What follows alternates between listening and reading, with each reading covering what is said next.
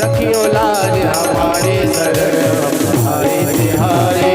शिव भोले भंडारी शरण हम आए तिहारे। शिव भोले भंडारी शरण हम आए तिहारे। शिव भोले भंडारी शरण हम आए।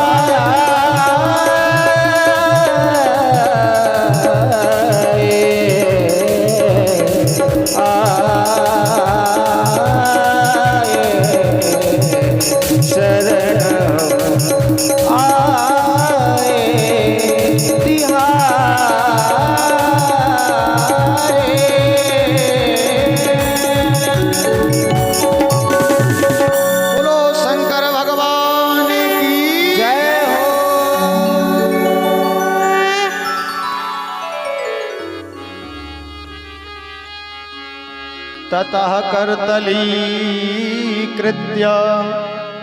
व्याप्तं घोलाहलं विषम् अवक्षयन् महादेव कृपया भूत भावना।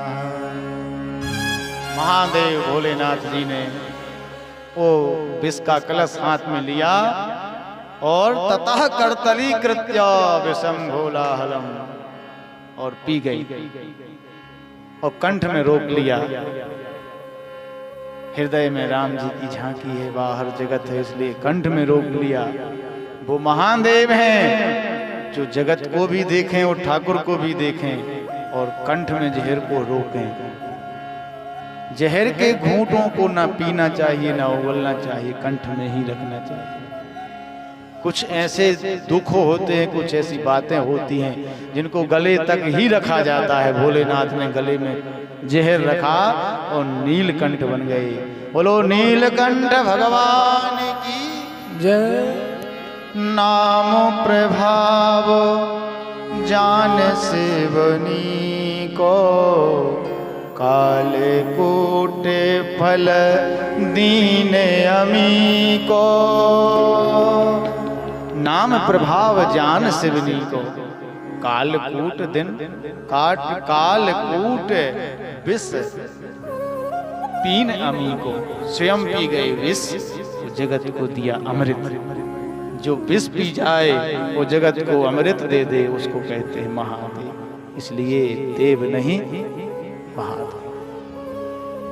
स्वयं जंगल में रहें, पर्वत पे रहें, कुटिया तक न बनाए, पर अपने चेलों को सोने की लंका में बिठाएं, वो है महादेव। इसलिए उनको महादेव कहा जाता है। जहर पिया भगवान ने। पुनः समुद्र मंथन हुआ। अब की बार गाय निकली। दैत्य बोले हम लेंगे, देवता बोले हम लेंगे। भगवान ने कहा एक काम करो, गाय ऋषियों को दे दो, गाय का होगा दूध दही, पंचामृत बनेगा, यज्ञ होगा। बोले ठीक है दे दो। फिर मंथन हुआ, चंद्रमा निकला। देवता बोले हम लेंगे, दैत्य बोले हम लेंगे। भगवान ने कहा एक काम करो, यह चंद्रमा शिव जी को दे दो। अभी अभी जहर पिया है, माथा गर्म होगा, ठंडा हो जाएगा चंद्रमा से। ठीक है चलो दे दिया। पुनः मंथन हुआ। अब की उच्च श्रवा घोड़ा निकला। दैत्य बोले हम लेंगे, देवता बोले हम लेंगे। भगवान ने कहा एक काम करो, उच्च श्रवा घोड़ा बलि को दे दो। ठीक बलि को दे दिया। फिर मंथन हुआ। अब की बार हाथी निकला ऐरावत। देवता बोले हम लेंगे, दैत्य बोले हम लेंगे।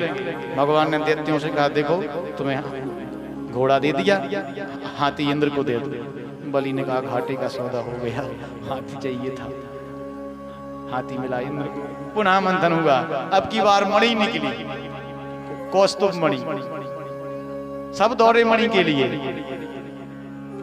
झपटने लगे हम लेंगे हम लेंगे। भगवान ने कहा तुम लोगे, हमें कुछ नहीं मिलेगा। अच्छा प्रभु आप रख लीजिए। तो वह मणि भगवान की बक्ष स्थल पर कौस्तुभ। फिर कल्प वृक्ष निकला, वो स्वर्ग पहुंचा दिया। अप्सराएं निकली, वो भी स्वर्ग पहुंच गई। और फिर मंथन हुआ। ततश्चाभिर्भू साक्षात् श्री रमा भगवत परा रंजयन्ती दिशा कामा विद्युत सौम्या यथा। अब की बार समुद्र मंथन हुआ तो साक्षात श्री लक्ष्मी प्रकट भई। बोलो लक्ष्मी मैया की जय हो। सब दौड़े लक्ष्मी के लिए, हम लेंगे हम लेंगे हम लेंगे। और भगवान समझ गए दुनिया का झगड़ा ही नहीं से है, कैसे किसको दें। कहा रुको भाई, ये काम हम इन्हीं पे छोड़ते हैं, इनके हाथ में वरमाला है, ये जिनको गले में डाल देंगी ये उनकी हो जाएंगी। हाँ ये ठीक है। राजा बलि बैठ गए, लान लगा कि दैत्यों की लान हो गई, एक तरफ देवताओं की लान हो गई, एक तरफ साधु महात्मा भी आ गए, चमीटा गाड़ के बैठ गए, शायद नंबर लग जाए। और जैसे ही लक्ष्मी जी वरमाला लेके साधुओं की लान में आई तो सबसे पहले शिव जी देख करके कहने लगी, हाँ देखने में तो बड़ी तपस्वी लग रही है, तेजस्वी लग रही है, करुणा निधान है, पर थोड़ा सा भेष अमंगल है इनका, भेष अच्छा नहीं है, अमंगल भेष है। घर ले जाएंगे तो भस्मी लगवाएंगे, पाउडर तो मिलेगा नहीं। छोड़ दिया। शिव जी के साथ साथ सभी ऋषियों की लान छूट गई। राजा बलि की लान में गई तो राजा बलि को देखा, वो तो दैत्य हैं, उनको समझ में नहीं आई। देवराज इंद्र की लान में पहुंचे, सबसे आगे देवराज इंद्र यों तन के खड़े। लक्ष्मी जी वरमाला लेके जैसे इंद्र के सामने पहुंची हूँ, देखा यों तन के हो गए खड़े। लक्ष्मी जी ने देखा कि ये तो भोगी है, देखने में लग रहा, देखो कैसे टुकड़ टुकड़ देख रहा है हमारे लिए, कितनी तगड़ी चाह लगाए है हमारे लिए, इससे नहीं। वो इंद्र के पास से जब निकल गए तो इंद्र ने मुंह लटका लिया। लक्ष्मी जी जिसके सामने जाती हैं अपने आप, वो अपने आप को तन के बैठ जाता है, यूं जैसे माला पहना हम ही है सब कुछ। और जब लक्ष्मी जी खिसक जाती हैं तो मुंह लटका लेता है। एक एक करके सभी देवताओं को फैल कर दिया। सबसे पीछे भगवान खड़े थे। जब भगवान पर दृष्टि पड़ी तो कहा, हाँ ये सुंदर है, इनका सब कुछ मंगल है, सब कुछ अच्छा है, सुंदर लगते हैं। नव कंज लोचन कंज मुख कर कंज पद कंजारुणम। अरे मुख भी सुंदर है, नेत्र भी सुंदर है, गाल भी सुंदर, हाथ भी सुंदर, कार्य भी सुंदर, सब कुछ मंगल। मंगलम भगवान विष्णु मंगलम गरुड़ध्वजा मंगलम पुंडरीकाक्षो मंगलायतनो हरि। और जाकर के गले में नारायण की परमाला डाल दी। बोलो लक्ष्मी नारायण भगवान की जय हो। पुनः समुद्र मंथन हुआ। अब की बार मदिरा निकली। देवता दैत्य दौड़े लेने के लिए भगवान ने कहा दैत्यों को दे दो, उन्हीं के काम की है ये मदिरा। अब की बार पुनः मंथन हुआ तो साक्षात श्री हरि धनवंतरी के रूप में प्रकट भये, अमृत का कलश लेकर के। बोलो धनवंतरी भगवान की जय हो। जैसे ही अमृत निकला तब दौड़े, हम लेंगे हम लेंगे। दैत्यों ने मारा झपट्टा और ले गए। देवता बेचारे देखते रह गए भगवान की शरण में। हे नाथ, मेहनत दोनों ने मिलके एक सी करी, पर ये तो ठीक नहीं है। बोले चिंता मत करो। भगवान कहे दैत्य अमृत का कलश लेकर के गए और आपस में झगड़ने लगे। पहले मैं पीऊंगा, अहम पूर्वम अहम पूर्वम। अरे मैं बलशाली हूँ, मैं पीऊंगा। बोले नहीं मैं पढ़ा लिखा हूँ, पहले मैं पीऊंगा। इतने में भगवान मोहिनी का रूप धारण करके पहुंचे। बोलो मोहिनी भगवान की जय हो। और जैसे ही मोहिनी को देखा दैत्यों ने कहने लगे, अहो रूपो अहो धाम अहो अस्यावनवम वया। देखो तो कितनी सुंदर युवती है। ये देखने से ऐसे लगता है जैसे बड़े घर की हो, आभूषण पहने। एक कह रहा मुझे तो ऐसा लगता है कि किसी घराने से लापता हो गई है, रास्ता भूल गई है। लक्ष्मी जी मोहिनी के रूप में, नारायण मोहिनी के रूप में आए और पास में पहुंचे दैत्यों के। दैत्यों ने पूछा कहां से आई देवी, कौन हो? ऐसा लग रहा है जैसे तुम्हारा अभी अभी विवाह हुआ हो, 16 श्रृंगार किए हो। आपका स्वरूप देख करके तो ऐसा लगता है देवी जी की ये अमृत इतना अमूल आपके हाथ से पीने को मिल जाए।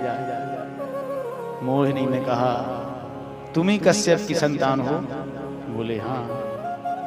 तो कश्यप जी तो बड़े ऋषि थे, महात्मा थे, और उस महात्मा के यहाँ तुम जैसे मूर्ख बेटा कहाँ से पैदा हो गए?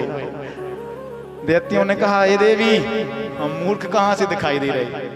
मूर्ख ही तो हो, न मेरा पता, और इतना बहुमूल्य अमृत बुद्धिमान व्यक्ति को अपरिचित स्त्री के हाथ में इतना अमूल्य वस्तु नहीं देना चाहिए।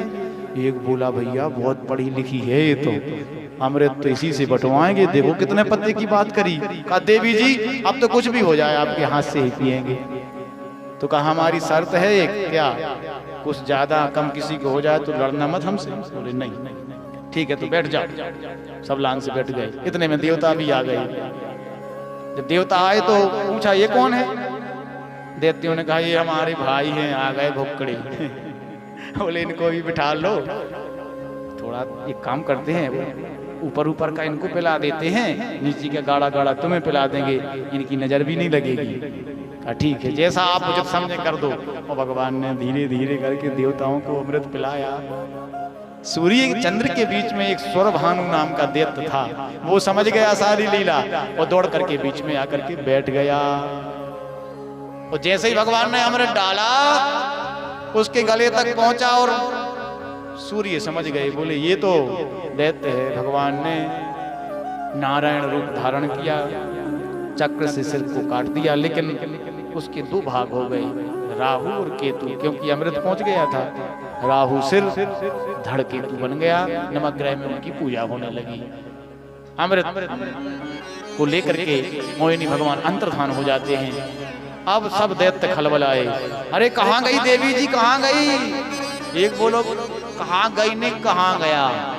हमें तो लगता है ये विष्णु छलिया ही मोहिनी बन के आया और हम सबको छल के चला गया। पकड़ो देवताओं को, भागने न पाए। और फिर तो महाराज ऐसा युद्ध हुआ, देवासुर संग्राम जिसको बोलते हैं। सारे दैत्य मारे गए, क्योंकि देवताओं ने अमृत पी लिया था। शुक्राचार्य जी ने मृत संजीवनी विद्या से सभी दैत्यों को फिर से जीवित कर दिया। पुनः इंद्रासन पर बैठ गए। राजा बलि, दैत्य सब परेशान होने लगे। शुक्राचार्य के शरण में पहुंचे। गुरुवर